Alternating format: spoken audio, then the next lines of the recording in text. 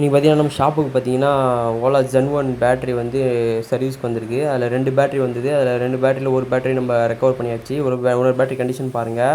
Already customer அவங்களே பார்த்தீங்கன்னா wake up பண்ணுறேன்னு சொல்லிட்டு ஓவர் சார்ஜிங் பண்ணி பேட்டரி வந்து ஃபுல்லாகவே பிளஸ்ட் ஆகிறதுக்கு கண்டிஷன்லேருந்து இருக்குது. நல்ல வேளை அவங்க வந்து தப்பிச்சிட்டாங்க. இல்லைனாச்சு கன்ஃபார்ம் வந்து பார்த்தீங்கன்னா ஃபுல்லாக பிளஸ்ட் ஆகிட்ருக்கும். ஸோ அதனால் நீங்கள் யாருமே ட்ரை பண்ணாதீங்க அந்த மாதிரி பூஸ்டிங் பண்ணணும்னு சொல்லிட்டு. இது வந்து ப்ராப்பரான டூல் வச்சு தான் நீங்கள் பூஸ்டிங் பண்ணணும். அது இல்லாமல் பார்த்தீங்கன்னா ப்ராப்பராக பண்ணணும். இதை அந்த மாதிரிலாம் நீங்கள் டேரெக்டாக பூஸ்ட் பண்ணுறேன்னு சொல்லிட்டு பண்ணிங்கன்னா பேட்டரியும் போயிடும். பேட்டரியோட காஸ்ட்டு பார்த்தீங்கன்னா பார்த்தீங்கன்னா ஒரு செல்லே பார்த்தீங்கன்னா 400 வரும். எல்ஜி செல் இது. அதனால் நீங்கள் தயவுசெய்து யாரும் ட்ரை பண்ணாதீங்க. வந்து தெரிஞ்சவங்க மட்டும் இதை ட்ரை பண்ணுங்கள். தெரியாதவங்க யாரும் பண்ணாதீங்க.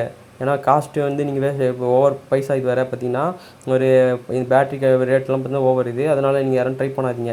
பார்த்தீங்கன்னா நம்ம ரெக்கவர் பண்ணி நம்ம அடிஷ்னலாக போய் மேனுவலாக பார்த்தீங்கன்னா இப்போ ஆன் பண்ணியிருக்கோம். ஏன்னா இது வந்து Zen1 மாடலு. பேட்டரி வந்து அப்பப்போ ரிமூவ் பண்ண முடியாது. என்ன ப்ராப்ளம் சொல்லிட்டு அனலைஸ் பண்ண முடியும். ஒன் டைம் சீல் பண்ணிட்டுனா அவ்வளோதான். அப்படியே பிஎம்எஸ் போட்டு மட்டும் தான் ஆன் பண்ண முடியும். அதனால் பார்த்தீங்கன்னா பிஎம்எஸ் போட்டு ஆன் பண்ணி என்ன ப்ராப்ளம் பார்த்தீங்கன்னா இப்போ இது ஷார்ட் ஆன பிஎம்எஸ் வந்து போட்டிருக்காங்க. போட்ட உடனே நான் பார்த்தீங்கன்னா அந்த சீரிஸ் செல் கம்யூனிகேஷன் ஒயர் வந்து பார்த்தீங்கன்னா ஷார்ட் ஆகிட்டுருக்கு. அதனால் பார்த்தீங்கன்னா பேட்டரி ஆன் ஆகல. சரி அதை அனலைஸ் பண்ணி நம்ம இப்போ சால்விங்லாம் பண்ணி பக்கவாக நம்ம வந்து ரெடி பண்ணியாச்சு பேட்டரியை.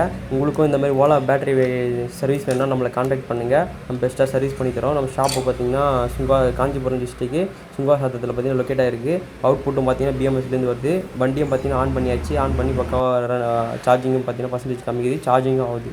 ஸோ இதனால் நீங்கள் தெரிஞ்சவங்க மட்டும் இதை ட்ரை பண்ணுங்கள். தெரியாதவங்க ட்ரை பண்ணாதீங்க. ஏன்னா பார்த்தீங்கன்னா ரொம்ப ரிஸ்க் இது. தேங்க்ஸ் ஃபார் வாட்சிங்.